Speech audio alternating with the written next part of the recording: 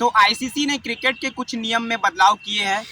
तो कौन से नियम में बदलाव किया गया है और कब से ये लागू होगा, सारा कुछ मैं आपको इस वीडियो में बताने वाला हूँ और प्रैक्टिकली मैं करके भी दिखाऊंगा।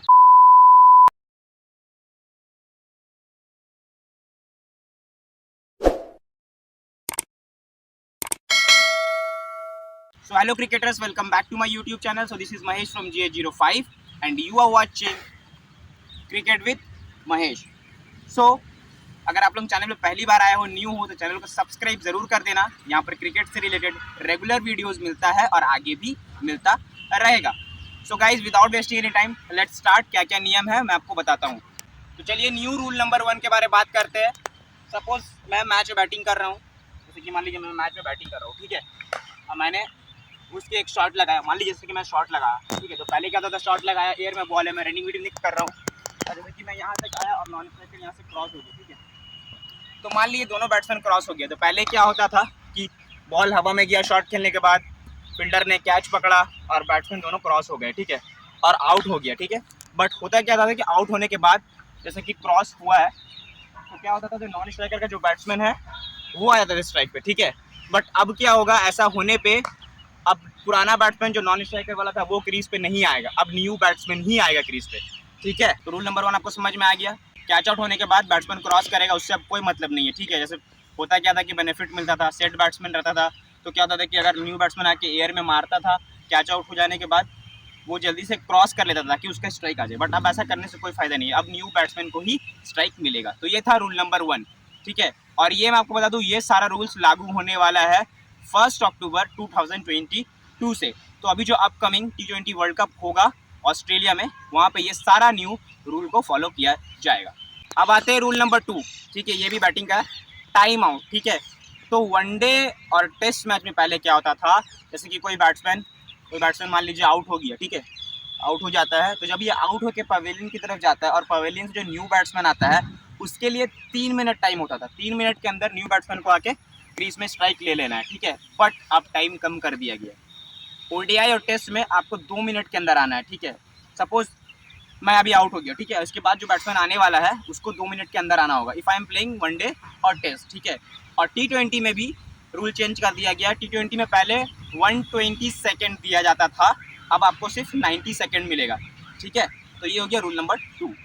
तो अब आते हैं रूल नंबर 3 पे। तो रूल नंबर 3 जो चेंज किया है आईसीसी ने, वो मैं आपको बता दूं। जैसे कि आप देख सकते हो, ये पिच है, ठीक है ना। तो पिच के बाहर अगर मान लीजिए, जैसे कि देखा था आपने T20 वर्ल्ड कप में मोहम्मद हफीज़ ने एक बॉल डाला था, जिसे डेविड वार्नर ने मार के छक्का कर दिया था, जो कि 2 या 3 ड्रॉप में बॉल आया था, ठीक है ना। तो रूल में आपको बता दूं क्या है कि जैसे मान लीजिए पिच के बाहर कोई बॉलर बॉल पिच कराता है, ठीक है।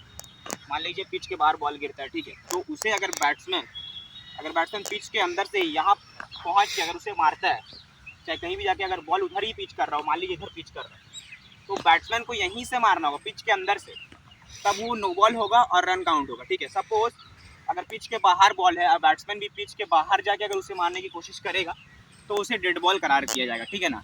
तो पहले वो नो बॉल ही होता था, पिच के बाहर भी जाके मार सकता था बल्लेबाज, बट अब अगर बल्लेबाज को उसमें रन चाहिए तो पिच के अंदर रह के ही मारना होगा। अगर पिच के बाहर जाता है तो वो डेड बॉल करार दिया जाएगा, ठीक है। तो आई होप आपको ये समझ में आया, ठीक है। Rule number 4, ban of using saliva.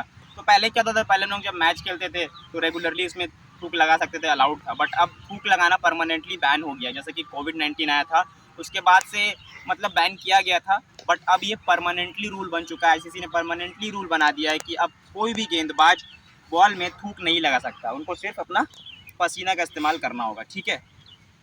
तो थूक लगाने से बॉलर को बहुत हेल्प मिलता था, बट थोड़ा कम हेल्प मिलेगा। बट अब ऐसा नहीं है कि हेल्प नहीं मिलेगा, क्रिकेटर्स लोग का पसीना तो काफ़ी आता है, तो पसीना से बॉल को शाइन कर सकते हैं। जैसा कि देख रहे हो मैं शाइन कर रहा हूँ, ठीक है ना। तो अब पसीना यूज़ करना पड़ेगा, तो परमानेंटली बैन, ओके। अब बात करते हैं number 5, running out the non striker, ठीक है। तो जैसे कि मैं आपको करके दिखाता हूँ, आपको ज़्यादा समझ में आएगा।